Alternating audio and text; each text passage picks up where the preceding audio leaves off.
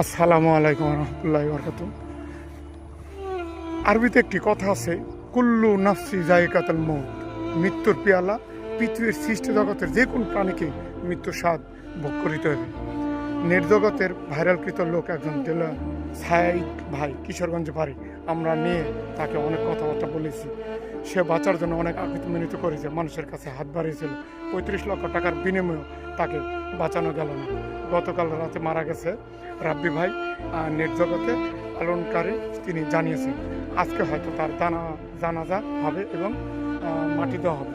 তাই বলি যে আমরা এই দুনিয়ার যত বাহাদুরি করি আর যতই পড়াই করি, যতই শক্তির কোনো কিছু দেখাই, কেউ থাকবো না। একদিন আমরা সবাই চলে যাব। তো আমাদের মৃত্যুর পেয়ালা পান করিতে হবে। যদি ভিডিওটা ভালো লেগে থাকে তাহলে অবশ্যই সবার মধ্যে দেখার শুরু করে দেবেন। নতুন আপডেট দেওয়ার আরও চেষ্টা করতেছি, সামনে আসি। ভালো থাকবেন, সুস্থ হন, এই কামনা শেষ করে আল্লাহ হাফিজ।